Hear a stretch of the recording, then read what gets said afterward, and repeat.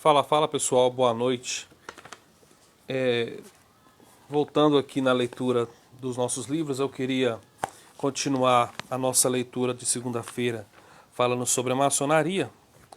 E eu estava pensando em algumas coisas. Primeiro que eu vou fazer o seguinte, eu vou seguir uma leitura completa de um livro. Eu tenho dois livros, mas eu vou seguir a leitura completa de um livro, desde o seu início até o fim, porque eu acho que fica mais... É o certo a se fazer para a gente poder ter uma base e uma ideia melhor do tema que a gente está estudando. Não adianta nada eu ficar pegando partes esporádicas, separadas do livro e, no final das contas, depois ter que ficar colocando tudo em ordem. Então, né, melhor você ler o livro da forma correta, que é do começo.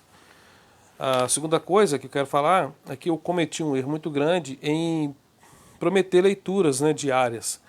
E é uma coisa que está muito além do meu alcance, porque tem dias que infelizmente não tem como eu fazer essas leituras. Às vezes eu estou na igreja, às vezes eu garro em uma outra coisa, às vezes eu tenho que chegar em casa do serviço e tenho que auxiliar aqui na casa, olhar minhas meninas, então ajudar a olhar. Eu tenho uma menina de 5 meses, então não tem como, né? Então a gente que trabalha durante o dia e tem a família, a gente tem que, infelizmente, ou felizmente, graças a Deus por isso, a gente precisa dar prioridade também à nossa família. Então eu cometi o erro de falar que eu ia estar fazendo essas leituras, entendeu? Na parte da manhã também estava lendo a Bíblia, então acabou que não dava, não está dando. Então semana passada eu falhei demais. E aí eu vou tentando manter dentro de um padrão igual estava no começo, na segunda-feira falando sobre a maçonaria, lendo sobre o livro da maçonaria, na terça falando sobre o aborto, o livro que eu tenho aqui sobre o aborto, na quarta sobre a escravidão. Sobre a escravidão, sobre a questão da ideologia racista, essas coisas. Então, se der, eu quero também falar sobre a questão da ideologia de gênero, porque principalmente agora que nós vamos ter no dia de novembro agora, algum dia desse de novembro vai ser votada uma ADI lá no STF, e se ela for aprovada pelos ministros, as escolas do Brasil inteiro serão obrigadas a incluir nos ensinos das escolas, né, no material escolar, o ensino da ideologia de gênero. Então, eu não posso deixar de falar desse assunto, que é um assunto que eu tenho alguns livros aqui também, que é a ideologia de gênero, que eu estudo há bastante tempo, e eu não posso deixar de falar desse assunto, então, principalmente agora que é um assunto que está bem pertinente, por causa dessa questão da eleição. Então hoje eu vou começar a leitura deste livro, Maçonaria por Trás da Fachada de Luz, né, Schnobelen, e nós vamos entender um pouco sobre o que realmente é a maçonaria. Então vamos começar o livro do começo, que é o certo. Semana passada eu fiz ali uns recortes no livro, não deu certo, ok? Então vamos lá. A introdução do livro tem o seguinte título: Cordeiro ou Lobo em Pele de Cordeiro. Aqui ele vai contar um pouco da história dele, né? Um pouco da história dele na maçonaria, o autor. O sol quente do meio-dia batia forte quando desci do carro. Apesar de ser um ensolarado dia de verão em Iowa, a luz que raiava em meu coração era mais brilhante ainda. Ao atravessar a rua em direção à loja maçônica da cidade, havia uma alegria em meus passos que ninguém, a não ser Jesus, poderia trazer. Deus estava no céu e tudo parecia certo com o mundo. Eu havia entregue minha vida a Jesus há apenas poucos dias e senti uma leveza interior que me dava novas forças. Era como se eu estivesse flutuando sobre o asfalto quente e trêmulo. Entrar na contrastante escuridão do templo maçônico trouxe certo alívio do calor. A grande estrutura de concreto não deixava de ser um amparo contra o sol. Eu estava no templo porque me convidaram para o almoço. Essa não era de fato a minha loja, pois eu era maçom da região de Wisconsin e havia me mudado para Iowa fazia apenas poucos meses.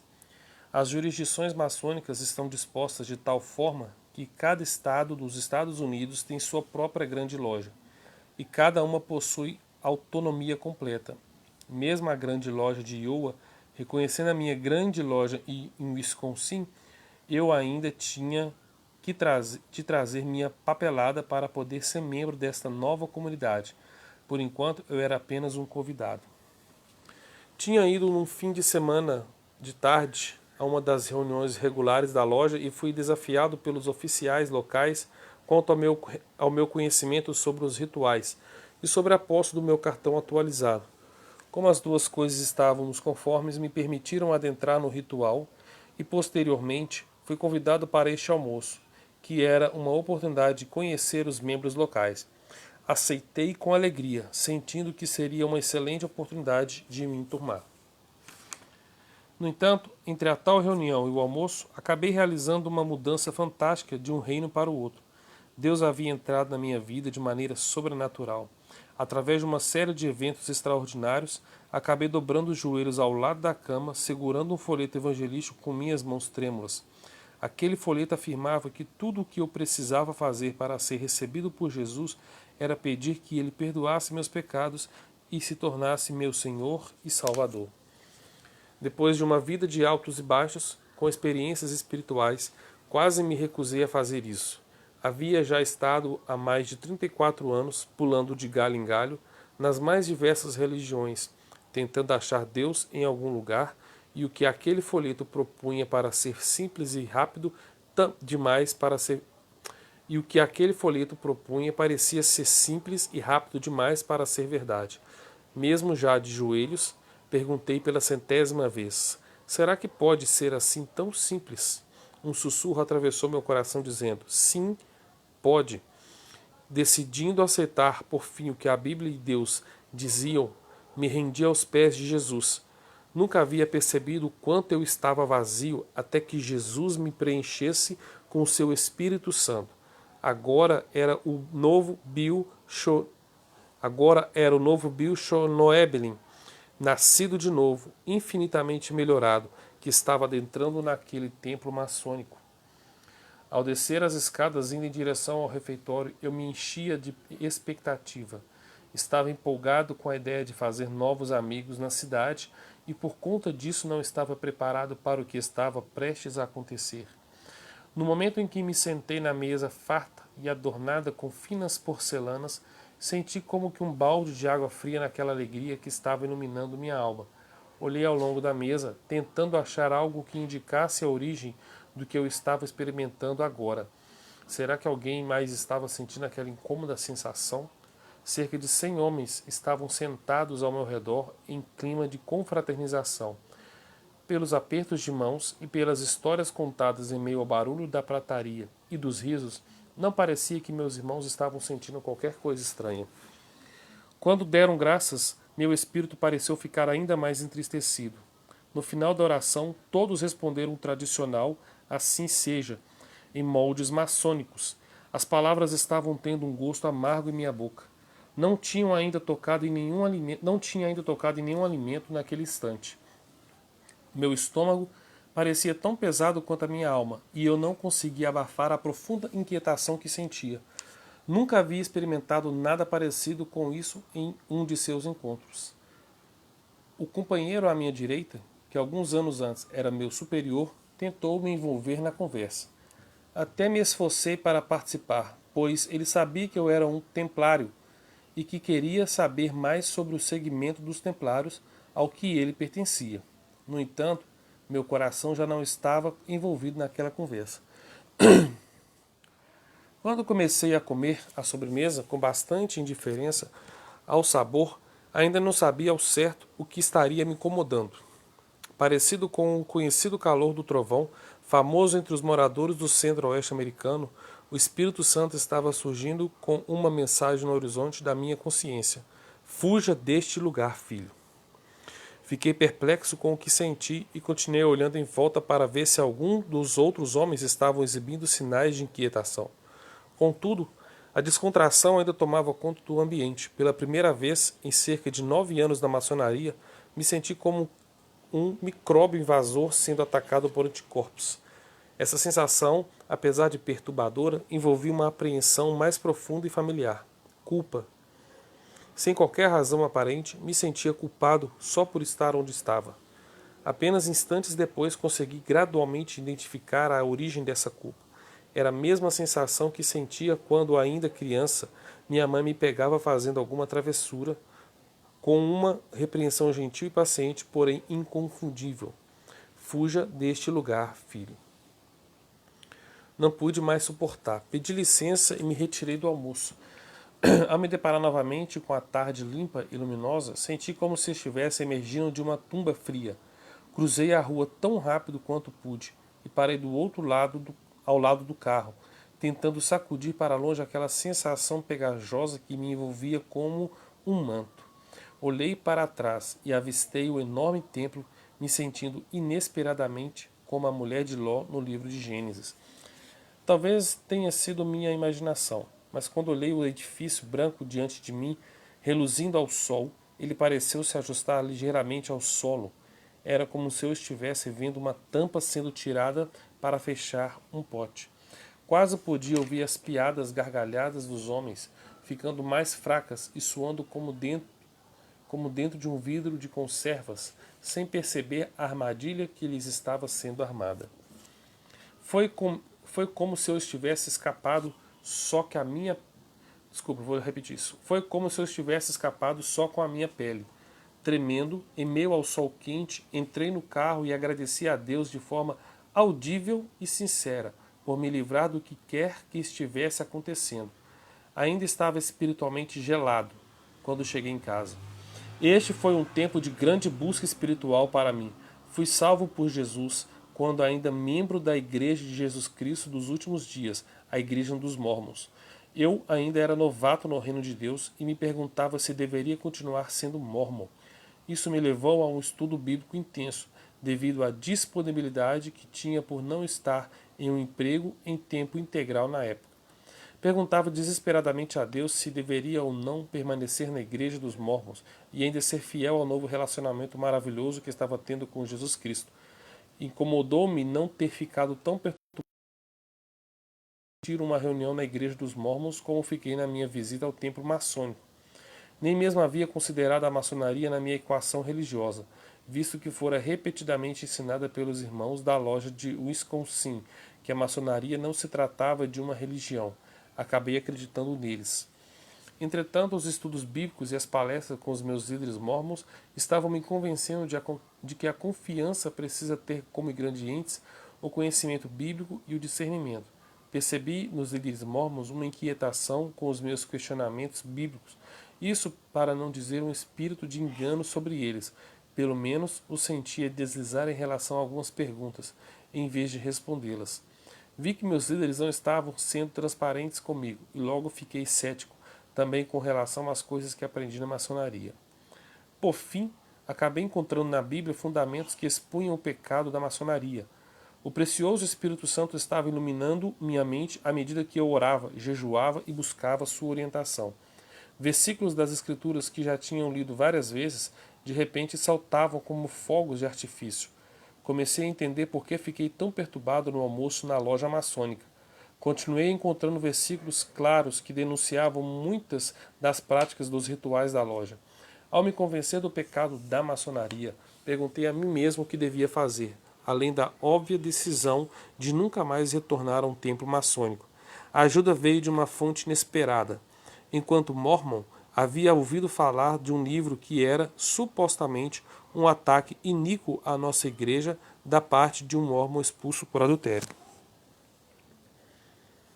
Acabei tomando coragem para comprar o livro, chamado Os Fabricantes de Deuses. O livro serviu para me convencer de que as minhas restrições quanto ao mormonismo eram procedentes e que este era, de fato, uma seita não cristã.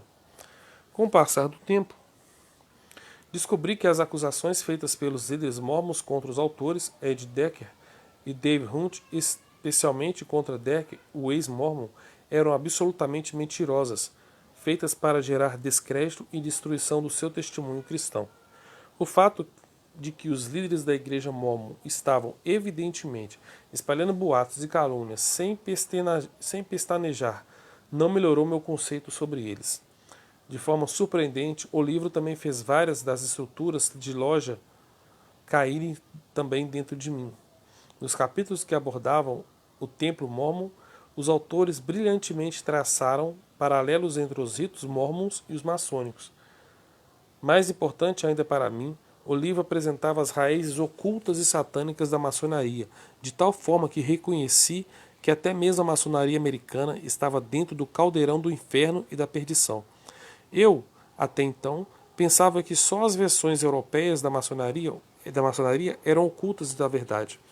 Sendo assim, os fabricantes de deuses mataram 2 coelhos com a mesma cajadada, me convencendo tanto da falsidade da seita mórmon quanto dos perigos da maçonaria. O livro foi um ponto de partida para iniciar uma pesquisa séria sobre os enganos da loja maçônica, minha própria bagagem no ocultismo, na feitiçaria e inclusive no satanismo, antes de chegar à igreja mórmon, foi capaz de me dar um conhecimento abrangente da maçonaria ocultista, secreta de alto nível, e da magia que envolvia os ritos cerimoniais.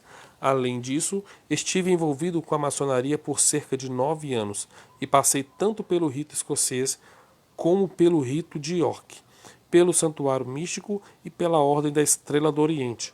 Tive cargos em meia dúzia de segmentos maçônicos, incluindo o de vigilante júnior da minha loja azul, a Kilbourne, número 3, em Wisconsin, e patrono associado da Estrela do Oriente. Cada um desses títulos é obtido através de um envolvimento zeloso, esforço de memória e estudo. Fui um maçom fanático. Agora, pela ajuda e graça de Deus, fui capacitado biblicamente para avaliar todas as experiências e o conhecimento que ele me permitiu acumular durante 16 anos na bruxaria e 9 na maçonaria. Este livro, acompanhado de muitas súplicas, é o resultado da minha avaliação da maçonaria à luz da Bíblia. Ele sondará as raízes profundas onde a maçonaria penetrou no ocultismo e na bruxaria, e como na verdade ela nada mais é que uma religião que tenta derrubar o cristianismo bíblico, mesmo que sua liderança assim o negue. Sem perceber, os maçons cristãos passaram a confiar mais na pele de cordeiro do que dos seus aventais brancos do que no Cordeiro de Deus morto desde a fundação do mundo. Perderam sua percepção bíblica do fato de que, ao adorar no altar da loja diante do seu venerável mestre, estão de fato servindo a 2 senhores, o verdadeiro Senhor, Jesus Cristo, e o mestre maçônico, que não passa de um pecador falido, tanto quanto eles. Jesus avisou: quando já era dia, chamou a si os discípulos e escolheu 12 dentre eles, a quem também deu o nome de apóstolos. Este é o triste dilema no qual se encontram os cristãos maçons ao tentar continuamente escolher suas prioridades. Quase invariavelmente, Jesus é negligenciado, pois o Deus da maçonaria é um Senhor possessivo e rígido, enquanto que nosso Senhor é gentil e paciente conosco. Mas a paciência dele tem limites. É notório que estamos atingindo um ponto de crise no cristianismo ocidental. Conforme o mundo vai ficando mais tenebroso e mais afundado no pecado e na falta de esperança, a maioria das denominações acaba por abandonar a fonte de águas vivas e cavar suas próprias cisternas, que logo se tornam rotas e cheias com lixo da sabedoria deste mundo. Em grande parte, a heresia da maçonaria se tornou a heresia do cristianismo americano. Os fracos landmarks, marcos na terra, fundamentos da maçonaria, não serão capazes de permanecer em pé quando os fortes ventos do juízo começarem a soprar pela terra. Deus não fechará seus olhos para esse fogo estranho que está sendo oferecido em seu altar sagrado. Aqueles homens cristãos que cingiram seus lombos com o manto da maçonaria logo descobrirão que estão terrivelmente nus e vulneráveis diante do julgamento do Deus verdadeiro. O apelo deste livro é o de alguém que estava em trevas, mas foi trazido para a luz. É um apelo a todo maçom que confessa também ser um seguidor de Jesus Cristo. É o mesmo apelo feito pelo apóstolo Paulo séculos atrás, que diz: não vos prendais a um jugo desigual com os infiéis, pois que sociedade tem a justiça com a injustiça? E que comunhão tem a luz com as trevas? E que concórdia há entre Cristo e Belial? Ou que parte tem o fiel com o infiel? E que consenso tem o templo de Deus com os ídolos? Pois vós sois o santuário do Deus vivente. Como Deus disse: neles habitarei e entre eles andarei, e eu serei o seu Deus, e eles serão o meu povo. Pelo que saí do meio deles, apartai-vos, diz o Senhor, não toqueis nada imundo, e eu vos receberei, e serei para vós pai, e vós sereis para mim filhos e filhas, diz o Senhor Todo-Poderoso. Então, aqui o autor conta na introdução um pouco do seu testemunho, de como ele passou na maçonaria. Ele vai falar mais coisas no decorrer do livro, e eu vou finalizar esse áudio e vou ler o segundo capítulo do livro, tá? Não sei se dá para ler todo o restante, o capítulo 2, vou ler o capítulo 2, não sei se vai dar para ler o capítulo 3, ok? Vou finalizar esse áudio e vou iniciar outro novamente.